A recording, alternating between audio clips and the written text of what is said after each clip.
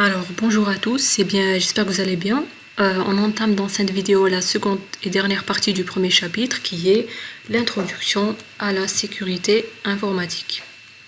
Voilà, donc après avoir vu un bon rappel concernant les réseaux informatiques, on va voir le concept de sécurité informatique. On va voir quelques définitions bien sûr. On a sécurité informatique, regardez la définition, c'est l'ensemble de moyens techniques, organisationnels, juridiques et humains nécessaires et mis en place afin de protéger les informations de n'importe quel type de système informatique. Donc la sécurité informatique, si vous voulez, c'est un domaine bien spécifique en informatique qui permet d'étudier toutes les techniques nécessaires, donc ça peut être organisationnel, juridique, humain. Par exemple, juridique, ça peut être des lois, élaboration de lois. Humain, ça peut être la mise en place de techniciens, d'informaticiens spécialisés en cybersécurité. Technique, c'est toutes les procédures, des mécanismes, des protocoles, des équipements physiques, logiques. Donc, ça peut être n'importe quel moyen qui permet de protéger un système informatique. Aussi, système informatique, c'est large.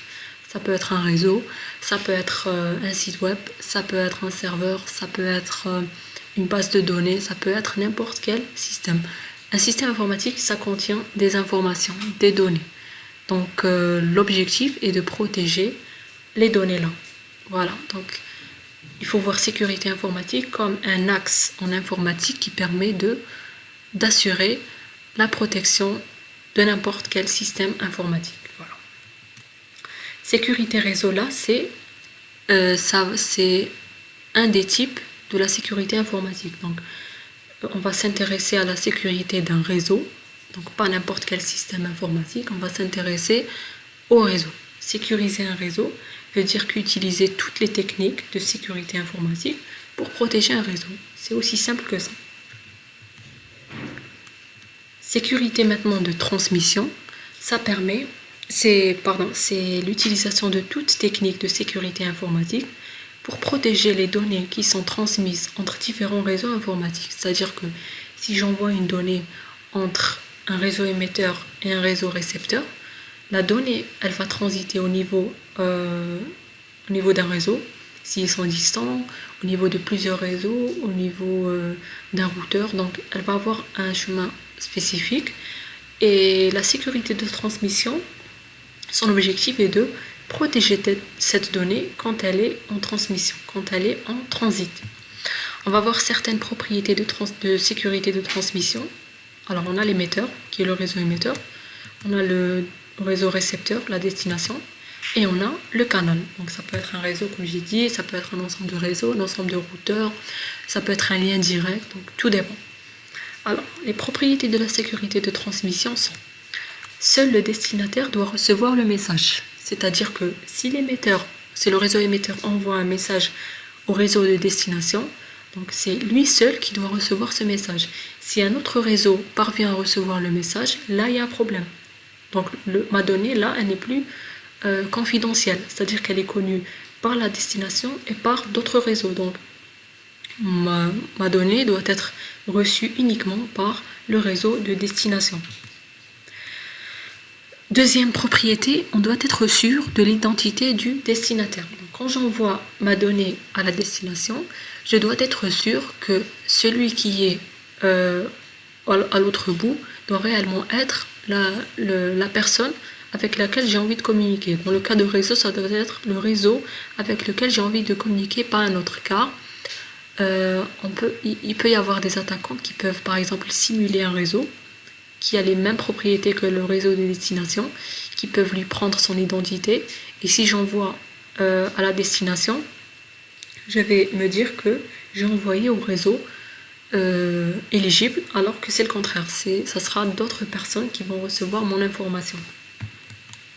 Troisième propriété, on doit être sûr de l'identité de l'émetteur, donc à la réception, au niveau de la destination. Quand je reçois le message, je dois être sûr que celui qui m'a envoyé le message est bel et bien l'émetteur avec lequel j'ai envie de communiquer. Quatrième propriété, Message reçu doit être identique au message émis. C'est-à-dire que si j'envoie une donnée X, quand elle arrive, elle ne doit pas être changée ou altérée. Elle doit rester toujours la même, X. Ça ne doit pas être une donnée Y. Qu'est-ce qui peut se passer par exemple si j'envoie une donnée d'un réseau émetteur vers un réseau récepteur?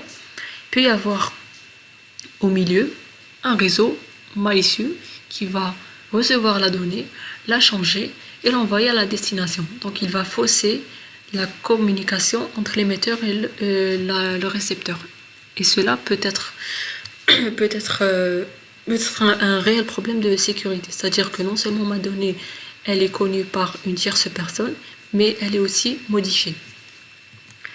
Cinquième propriété, on veut la preuve que le destinataire a bien reçu le message. C'est-à-dire quand j'envoie mon message, j'ai besoin d'être sûr que mon message est bel et bien arrivé. Donc je peux utiliser un système d'acquittement par exemple pour demander à la destination de m'envoyer un message pour confirmer la réception. Donc si j'envoie un message, je dois être sûr qu'il est bien reçu. S'il n'est pas bien reçu, là il y a aussi un problème, c'est-à-dire que ma donnée, elle n'est pas disponible. Donc ça, c'est aussi un problème de sécurité. On veut, comme sixième propriété, on veut la preuve que l'émetteur a bien émis le message. Donc on veut des preuves. Si par exemple, au niveau du réseau, j'émets plusieurs messages vers le réseau des destinations, il faut qu'il y ait des preuves que l'émetteur a bel et bien émis un message. Ces preuves-là peuvent être utilisées, par exemple, dans le cas d'attaque. Si un attaquant va envoyer des messages vers d'autres destinations, on pourra savoir que là, au moment de l'attaque, on a envoyé des messages. On peut assurer ce système, par exemple, via la mise en place de fichiers log qui peuvent, par exemple, à chaque fois qu'on envoie, transcrire au niveau de fichiers système par exemple, que des messages ont été émis à un instant T. Voilà. Ça, ce sont les propriétés de sécurité de transmission. Maintenant, on peut se poser la question, pourquoi on sécurise un système informatique? On ne va pas parler pour l'instant de réseau, on va parler d'un système informatique. On sécurise un système d'informatique afin d'assurer 5 propriétés qui sont la confidentialité, l'intégrité, la disponibilité, l'authentification et la non-répudiation. Donc, si on arrive à sécuriser ces 5-là, on peut se dire que notre donnée est bel et bien sécurisée, ou là notre échange est bel et bien sécurisé, ou là notre système informatique est bel et bien sécurisé. On va voir en détail une par une. La première, c'est la confidentialité.